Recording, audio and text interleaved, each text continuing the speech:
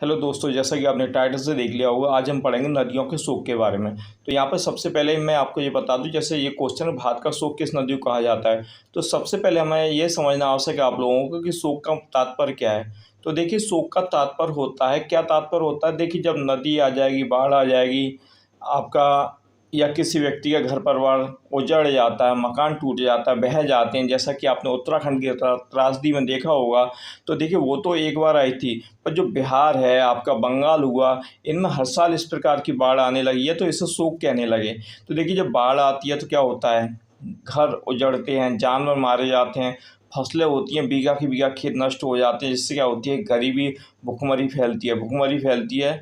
और लोग एक एक रोटी, एक एक दाने के लिए तरस जाते हैं। ना पीने के लिए पानी मिलता है, ना खाने के लिए रोटी मिलती है, ना चावल मिलता है। हाँ, सरकार सहायता करती है तभी कुछ हो पाता है। लोगों की गृहस्थी का सामान तक उजड़ जाता है, लोग इधर से उधर बेहतरी हो जाता, अच्छा खासा परिवार एक गरीबों वाला जीवन व्यतीत करने लगता है, मजबूरी, जब तक कि बाढ़ का पानी चला नहीं जाता। देखो, उसके बाद भी लगातार सरकार के द्वारा ये कहा जाता है कि सहायता के प्रयास किए जाएंगे, तो वो भी ऊँट के मुँह में, अगर बोली जाए तो सही होगा, ऊँट के मुँह में जीरे के समान सहायता होती है।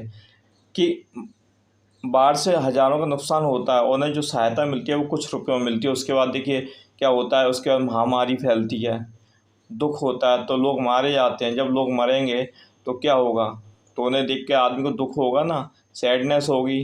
तो इसी कारण से इन नदियों को क्या कहा जाता है, इन्हें सोख कहा जाता है। और जिस पर्टिकुलर राज्य में ये हर साल आती हैं, हर साल आती हैं, याद रखना, जैसे उत्तराखंड में तो एक बार आई थी त्रासदी, तो इसलिए इन्हें किसी को बिहार का शोक, तो किसी को बंगाल का शोक, और किसी को भारत का शोक भी कहा जाता है दोस्तों। तो आज हम नदियों के शोक के बारे में पढ़ेंगे। तो देखिए, सबसे पहला हमारा जो क्वेश्चन है वह क्वेश्चन है कि भारत का शोक किस नदी को कहा जाता है। हाँ, क्वेश्चन दोबारा सुनिए, भारत का शोक किस नदी को कहा जाता है। तो जो भारत का शोक कहा जाता है वह आपकी कर्मनाशा नदी को कहा जाता है। अब देखिए, सेकंड क्वेश्चन है जो कि बहुत ज़्यादा इम्पोर्टेंट है कि बिहार का शोक किस नदी को कहा जाता है। तो जो बिहार का शोक कहा जाता है वह आपकी कोसी नदी को कहा जाता है। कोसी नदी को बिहार का शोक कहा जाता है। ठीक है दोस्तों। अब देखिए, तीसरे क्वेश्चन की तरफ बढ़ते हैं कि बंगाल का शोक किस नदी को कहा जाता है। बहुत ज़्यादा फेमस है, हर बार क्वेश्चन में आता है, याद रखना। तो दामोदर नदी को बंगाल का शोक कहा जाता है। आपके देखिए एसएससी या हो, या फिर विभिन्न परीक्षाएं हो, यूपी ट्रिपल एससी हो, सभी इम्पोर्टेंट है। और देखिए, अगला क्वेश्चन आता है आपका कि असम का शोक किस नदी को कहा जाता है। असम का शोक है वो किस नदी को कहा जाता है। तो इसको आपको बताया था कि असम का जो शोक कहा जाता है ब्रह्मपुत्र नदी को कहा जाता है। किस नदी को कहा जाता है, ब्रह्मपुत्र नदी को असम का शोक कहा जाता है। अगला क्वेश्चन आया दोस्तों कि उड़ीसा का शोक किस नदी को कहा जाता है। उड़ीसा का जो शोक है वह किस नदी को कहा जाता है। तो वह ब्राह्मणी नदी को कहा जाता है। किस नदी को, ब्राह्मणी नदी को उड़ीसा का शोक कहा जाता है। ठीक है दोस्तों। यह हर साल उड़ीसा में भारी तबाही मचाती है। इससे उड़ीसा, बिहार और अनेक राज्य प्रभावित होते हैं। तो मुख्यतः बाढ़ जो आपने देखा होगा वो अधिकतर बिहार, बंगाल, उड़ीसा इन क्षेत्रों में अधिक आती हैं। अब देखिए, झारखंड का शोक आ गया कि झारखंड का शोक किस नदी को कहा जाता है। तो झारखंड का शोक जिस नदी को कहा जाता है वह आपकी कौन सी है, बताइए। तो वह आपकी दामोदर। तो आपने देखा यहाँ पर दामोदर नदी है वो दो राज्यों में शोक व्याप्त करती है, इसके कारण से बाढ़ आती है। कौन कौन सा, एक आपका झारखंड, दूसरा आपका बंगाल।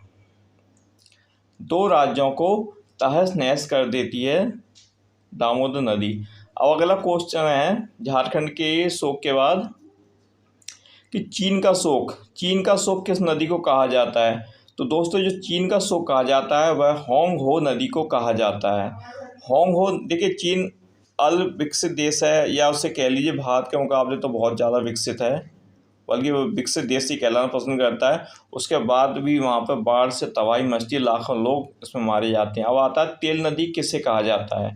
तो तेल नदी कहा जाता है आपकी नाइजर नदी को। किस नदी को तेल नदी कहा जाता है, नाइजर नदी को तेल नदी कहा जाता है। ठीक है दोस्तों। देखिए अगला क्वेश्चन है, पीली नदी किसे कहा जाता है। पीली नदी किसे कहा जाता है, तो पीली जो नदी कहा जाता है वह होंग हो नदी को कहा जाता है। यह कहाँ पर स्थित है, तो यह आपके चीन में स्थित है। कौन सी नदी, होंग हो। देखिए अगला सवाल आ जाता है आपका कि काली अथवा महाकाली दोनों एक ही नाम है, काली बोल लीजिए या महाकाली, ये किस नदी को कहा जाता है, तो यह आपका शारदा नदी को कहा जाता है। तो शारदीय नवरात्रि में जाड़े में आते हैं और किसकी पूजा होती है, काली या महाकाली की। तो आप उससे इसको जोड़ के आराम से उत्तर प्राप्त कर सकते हो। अगला सवाल है दोस्तों कि विश्व की सबसे बड़ी नदी कौन सी है। जी हाँ, विश्व की सबसे बड़ी, देखिए यहाँ पर मैं आपको बता दूँ कि अक्सर वहाँ पर क्वेश्चन पूछा जा रहा है, हम पूरा पढ़ते नहीं हैं और तुरंत आप आंसर देने लगते हो कि बड़ी पूछा जा रहा है या छोटी पूछा जा रहा है या बड़ी नदी नहीं है पूछा जा रहा है, इनमें से कौन सी। आपने केवल बड़ी पढ़ लिया, तो ये पढ़ना बहुत ज़्यादा आवश्यक होता है।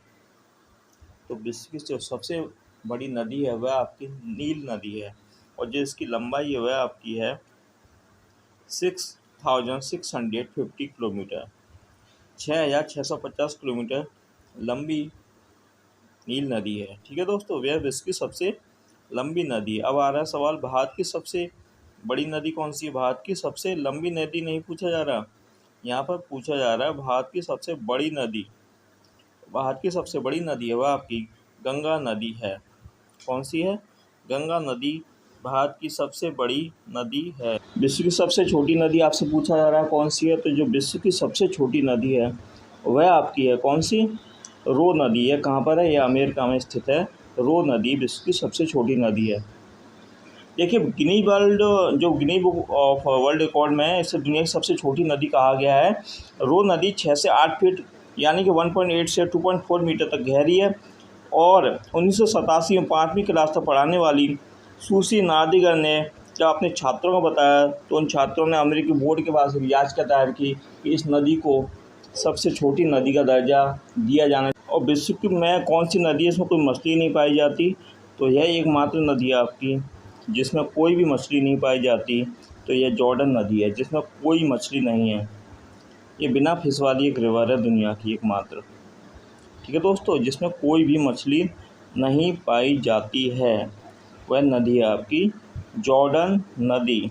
ओके दोस्तों, अब देखिए अगला सवाल है, जल के आयतन के आधार पर विश्व की सबसे बड़ी नदी कौन सी है। ये जल के आयतन के आधार पर पूछा जा रहा है आपसे कि सबसे बड़ी नदी कौन सी है, आपको बताना है। तो यह आपकी अमेज़न नदी है, जो कि जल के स्तर के आधार पर, आयतन के आधार पर सबसे बड़ी नदी है। दोस्तों आपसे यही गुजारिश है, आप हमारे चैनल को सब्सक्राइब कर लेना तथा वीडियो को लाइक और शेयर कर देना और अपने दोस्तों के पास भी इसे शेयर अवश्य कर दें जिससे वह भी लाभ ले सकें। और दोस्तों यहाँ पे आपको बता दूँ, आपको आने वाली सभी परीक्षाओं के लिए हमारी तरफ से शुभकामनाएं हैं, जिससे आप परीक्षाओं अच्छे से अच्छा कर सको। ठीक है मित्रों, तो यह वीडियो यहीं पर समाप्त होता है और उम्मीद यही है कि आप हमारे चैनल को सब्सक्राइब कर लेंगे। Thank you.